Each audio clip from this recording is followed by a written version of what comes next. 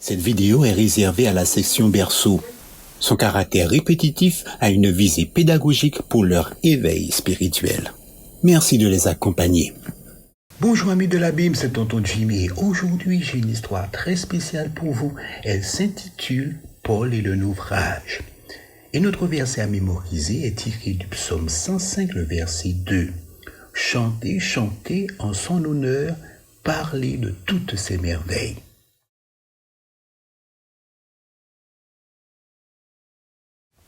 Des soldats marchent. Ils marchent en direction du port. Un voyage se prépare. Ils escortent l'apôtre Paul vers un grand bateau. Le docteur Luc fait aussi partie du voyage. Le grand bateau tangue de droite à gauche. Le vois-tu? Il flotte sur la mer. As-tu vu sa grande voile? Le voyage sera très long. Les soldats sont maintenant dans le bateau. L'apôtre Paul est aussi avec eux. Il est leur prisonnier alors qu'il n'a rien fait. Le docteur Luc est aussi avec lui. C'est son ami. « Ce bateau va à Rome !» crie le capitaine du bateau. « Dressez les voiles, levez l'ancre. Nous allons partir. »« Ne partons pas, » dit l'apôtre Paul. « Il y aura un mauvais temps. Une grosse tempête est en chemin. » Mais le capitaine du bateau n'écoute pas.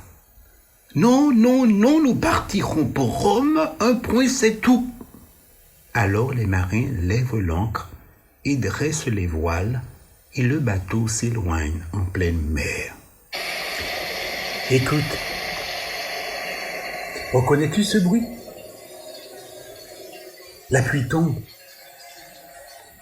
Le temps se dégrade, les grosses vagues se jettent dans le bateau. Il ne cesse de bouger. Il y a de quoi avoir peur. Tout le monde tient fermement au bateau. Tout le monde s'accroche à quelque chose. Il y a de l'eau partout. Tout le monde est mouillé. Mais l'apôtre Paul sait ce qu'il doit faire. Il prie tranquillement. Tendre Père, aide-nous. Docteur Luc prie aussi. Ne vous inquiétez pas, dit l'apôtre Paul. Les anges de Dieu sont avec nous. Le bateau sera détruit, mais nous serons tous sauvés. Mangez un peu pour prendre des forces. L'apôtre Paul mange. Docteur Luc mange. Et les soldats et les marins mangent aussi. La tempête fait rage et pousse violemment le bateau sur les rochers. Le bateau se brise en 1000 morceaux.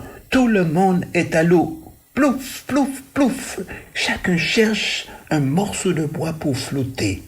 L'apôtre Paul et docteur Luc flottent sur l'eau et nagent jusqu'à la terre ferme. Docteur Luc aide l'apôtre Paul à marcher jusqu'à un immense feu. Les voici tous rassemblés.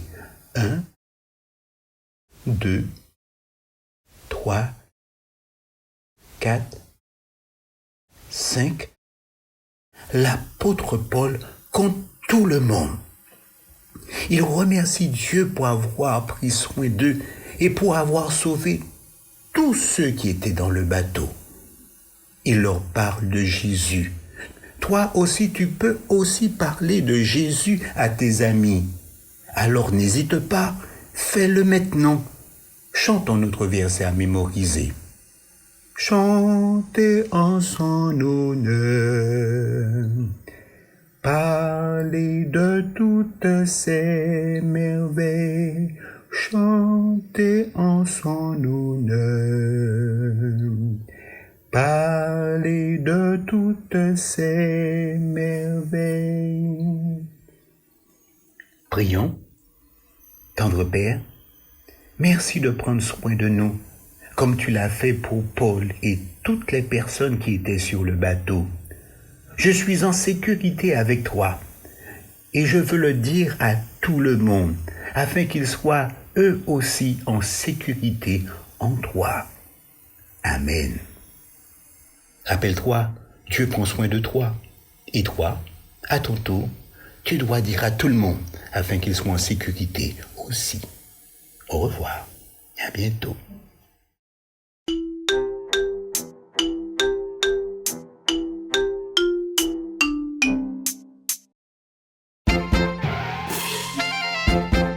Bonjour les enfants, ici c'est Lorena et je viens vous raconter une histoire impressionnante qui s'appelle « Louange dans une prison ».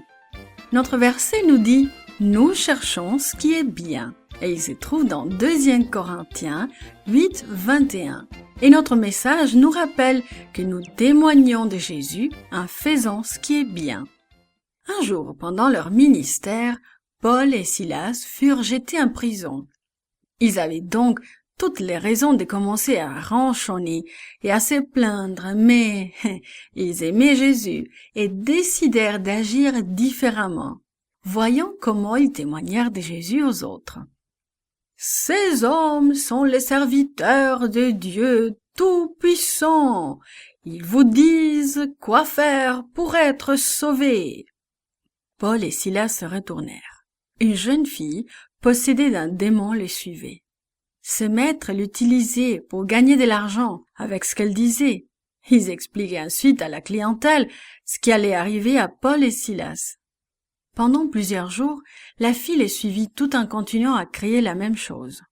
Fatigué, Paul se retourna et dit au démon, « Par la puissance de Jésus-Christ, je t'ordonne de sortir de cette jeune fille. » Même si ce que la jeune fille criait à tous était vrai, il ne fallait pas que les gens pensent que les chrétiens avaient affaire d'une manière ou d'une autre avec les démons. Dès l'ordre de Paul, le démon la quitta et elle se calma. Les maîtres de la jeune servante furent très fâchés. Ils amenèrent Paul et Silas devant les chefs de la ville. « Ces hommes sont des Juifs et ils sèment le trouble autour d'eux » crièrent-ils. Une foule en colère se rassembla sur la place et s'est mis à battre Paul et Silas avec des bâtons, en jetant ensuite les 2 serviteurs de Dieu en prison. Même si Paul et Silas souffraient, ils se mirent à louer Dieu. Les autres prisonniers ainsi que le geôlier n'arrivaient pas à croire ce qu'ils entendaient. Soudain, vers minuit, le sol se mit à trembler. Il trembla si fort que la porte de la cellule de Paul et Silas tomba par terre. Il en fut de même pour les chaînes qui retenaient les prisonniers. Le geôlier était certain à présent que les prisonniers s'étaient échappés et il trembla de terreur. Mais Paul cria de suite au geôlier, « Nous sommes tous là !»« Apportez-moi une torche !» demanda le geôlier. Il courut pour voir de lui-même si c'était vrai. Et lorsqu'il arriva, il constata qu'aucun des prisonniers ne s'était enfui. Il prit Paul et Silas et les amena chez lui. « Homme, demanda-t-il, que dois-je faire pour être sauvé ?» Paul et Silas sourirent. « Tu n'as qu'à croire, dirent-ils. Crois en Jésus et tu seras sauvé. »« Je crois en Jésus, leur répondit le geôlier alors qu'il avait leurs blessures. Avant la fin de la nuit, Paul et Silas baptisèrent le geôlier et sa famille. Paul et Silas firent ce qui était bien.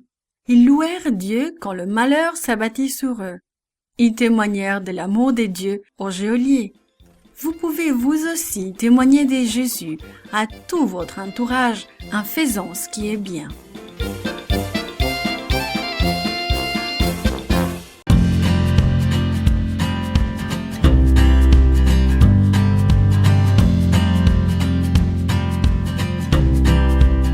Bonjour, c'est Virginie. La leçon d'aujourd'hui a pour titre « Au pâturage ».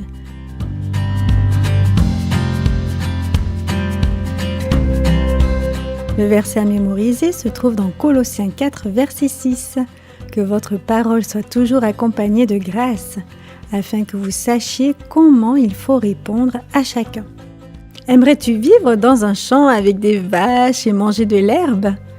Un roi vécut 7 ans avec des animaux. Voici ce qui est arrivé. Le roi Nebuchadnezzar avait été contrarié par le rêve de la grande statue. Bien sûr, il avait été flatté de savoir que Babylone était le premier empire, mais il n'appréciait pas du tout que d'autres royaumes viennent après son royaume. Plus tard, il fit un autre rêve étrange. Les sages de Nebuchadnezzar furent incapables d'interpréter le rêve. Aussi, une fois de plus, Nebuchadnezzar convoqua Daniel. Il lui raconta son rêve. « Écoutons le roi. J'ai rêvé qu'il y avait un grand arbre au milieu d'une plaine. Il était énorme et semblait toucher le ciel. Son feuillage était beau et ses fruits abondants.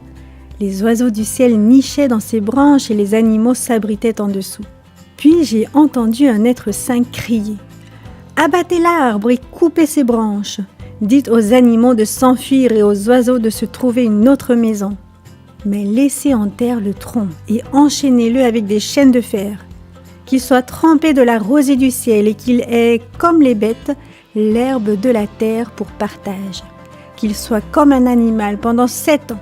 J'ai pris cette décision afin que les vivants sachent que Dieu règne sur tous les royaumes et qu'il les donne à qui il lui plaît. » L'expression soucieuse du visage de Daniel montra qu'il avait compris immédiatement ce que signifiait le rêve du roi. Il faut dire aussi que ce n'était pas un message agréable à annoncer au monarque. Ce dernier allait certainement se mettre en colère. Mais Nebuchadnezzar essaya de le rassurer. Il voulait à tout prix connaître la signification du rêve. Daniel savait que Dieu voulait qu'il dise la vérité. Il dit au roi que son rêve était un avertissement de Dieu.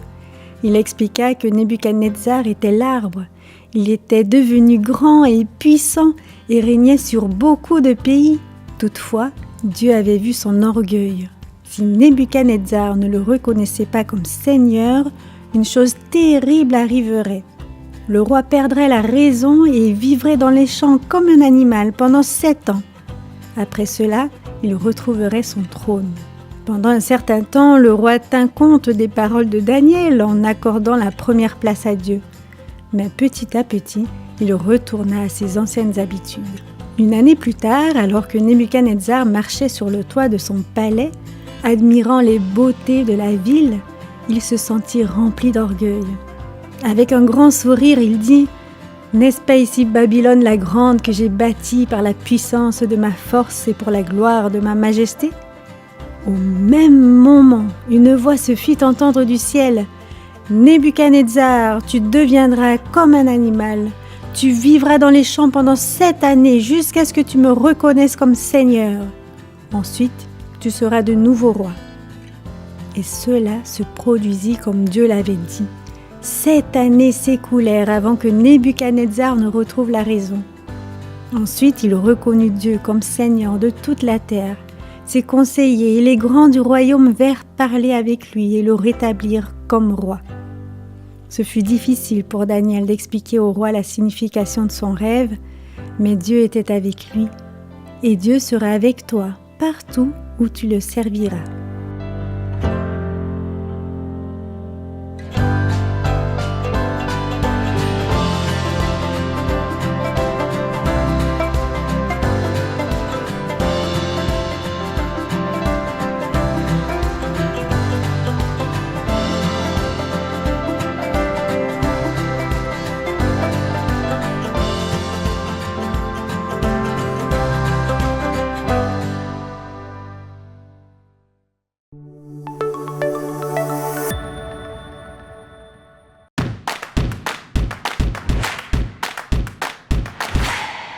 Salut les amis, si vous aimez nos vidéos, abonnez-vous et n'oubliez pas le petit pouce bleu.